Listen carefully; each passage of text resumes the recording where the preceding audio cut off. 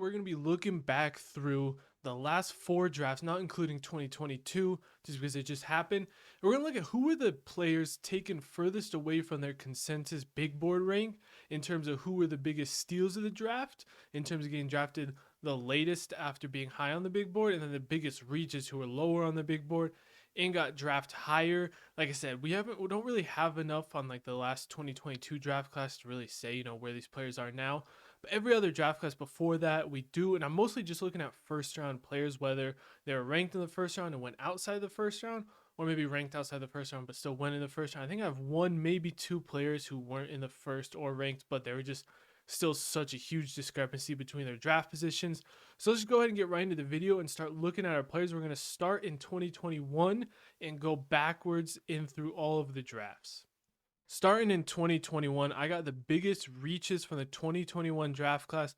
We had Alex Leatherwood as our first one from Alabama, offensive lineman. He got drafted at pick 17. His rank on the consensus big board, by the way, is from NFL mock draft database, so that's where I'm getting these numbers from. He was ranked 55, so he was picked 38 spots above his consensus big board rank.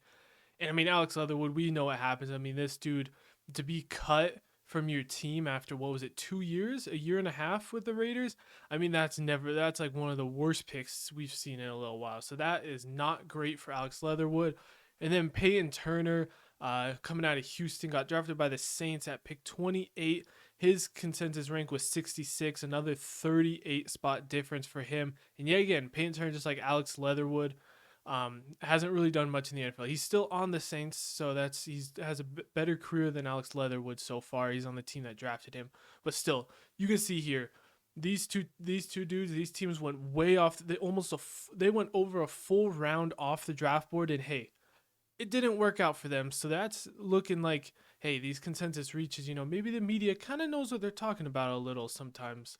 Anyways, let's go get into the 2021 draft steals now. Moving on to the steals of the 2021 NFL draft class, we have Jeremiah Owusu-Koramoah from Notre Dame, linebacker, drafted by the Browns in the second round at pick 52. He was 18th on the consensus big board, so they got him a whole round later than his consensus rank. Now, JK had the heart issues, if you remember, so there's a reason for him falling, because I think a lot of teams had him off the draft board because of those heart issues, but he's ended up playing the last 2 years of his career, had a pretty good rookie season, and then had a little bit of like a quieter this past season. But I mean, he's still been a pretty solid player in what we've seen from the Browns, so solid pick there. And then Justin Fields was the other one. There actually weren't a lot of these players went by the consensus big board in 2021 for in terms of there weren't a lot of steals in the first round, but Justin Fields was the other one who was ranked 4th on the consensus big board, ended up getting drafted 11th by the Chicago Bears, who traded up for him.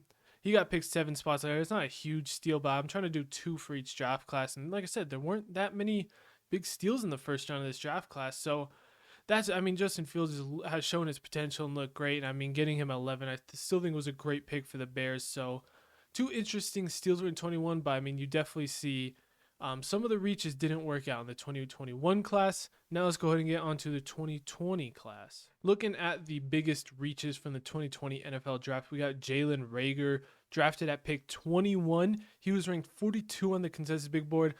I mean, as an Eagles fan, we're just going to quickly go over that one because Justin Jefferson was drafted right after him, and he was drafted way too early.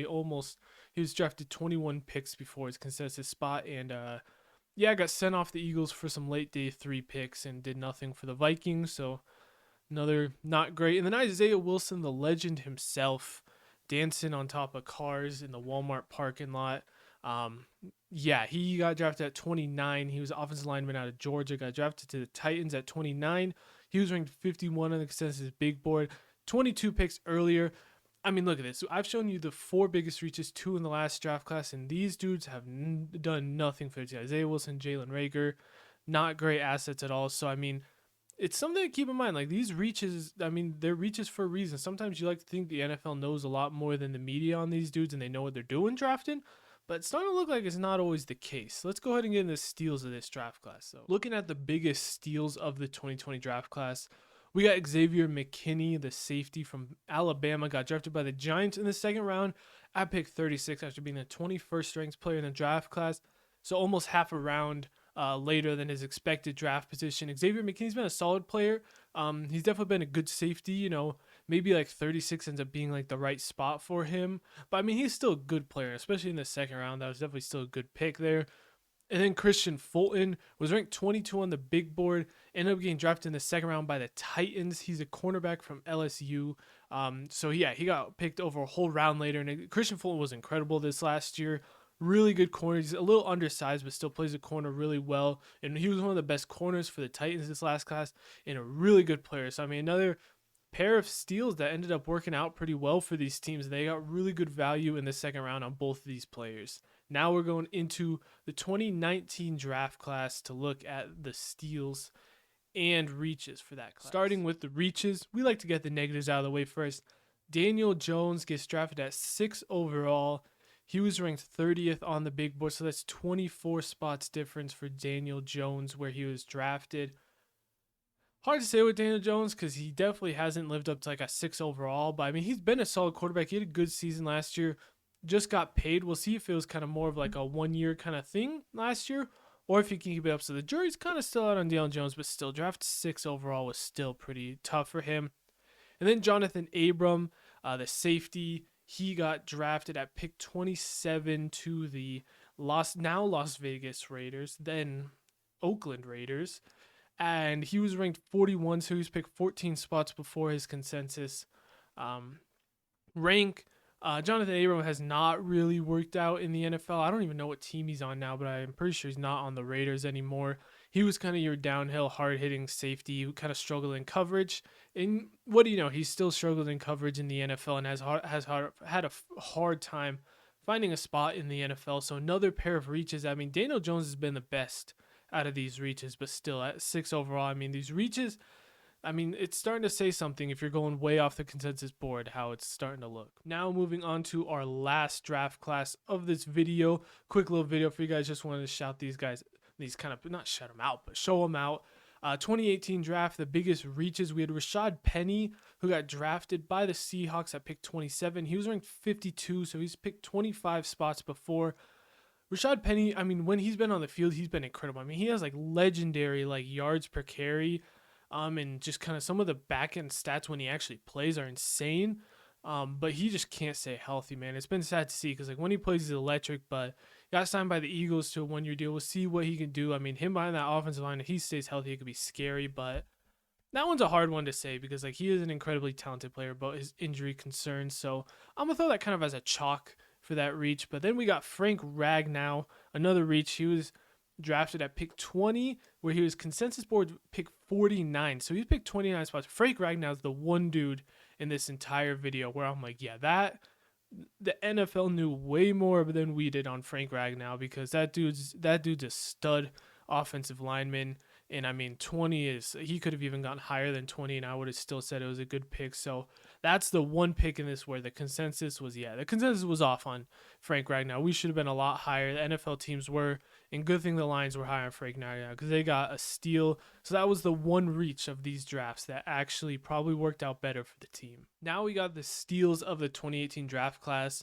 We got Josh Jackson, who was drafted at pick 45.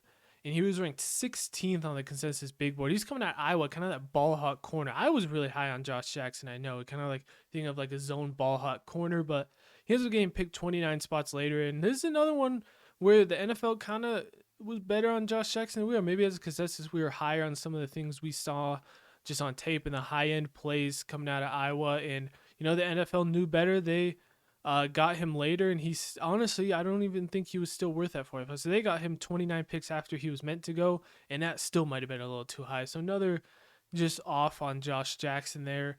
And then Lamar Jackson was the other one. He was ranked 18th on the big board. He went 32nd to the Baltimore Ravens, who traded up to the last pick to be able to go snag him 14 spots after his consensus rank. And yeah, I mean, Lamar Jackson, unanimous MVP.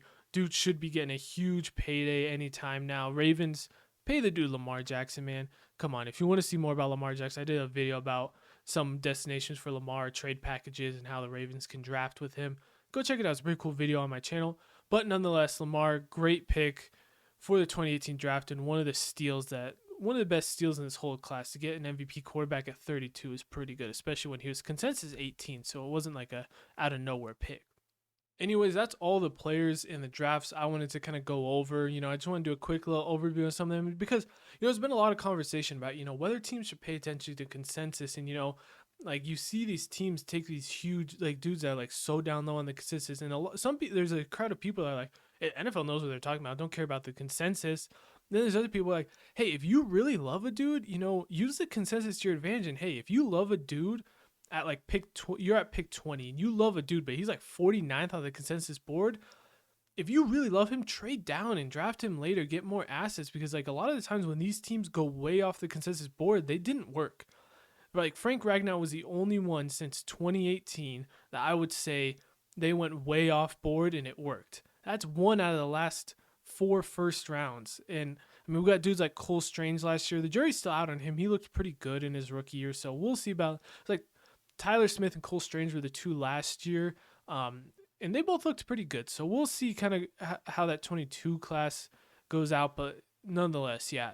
And then the steals too. I mean, a lot of the steals end up being pretty good players, and even if like they're not like the best players, like Christian Fulton's a good example. Like, he's not all pro, but still he's a very good starting corner who went way lower than expected.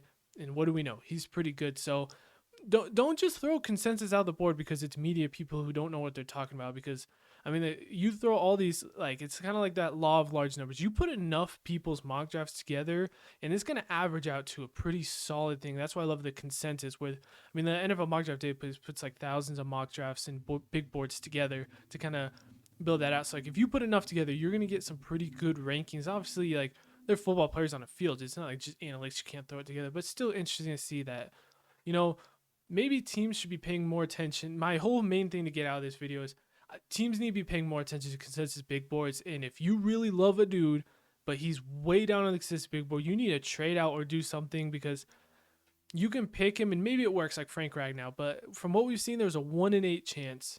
Obviously, that's a very small sample size, and I'm just kind of throwing that out there. But it's like a 1 in 8 chance that you're making the right decision by taking a dude that's way off consensus. So that's just something that I kind of wanted to look at. Let me know what you guys thought of that idea. It's a little bit of shorter video. And I'll see you guys for the next one. Thank you so much. I'm ready for the draft next week, man. It's coming up close.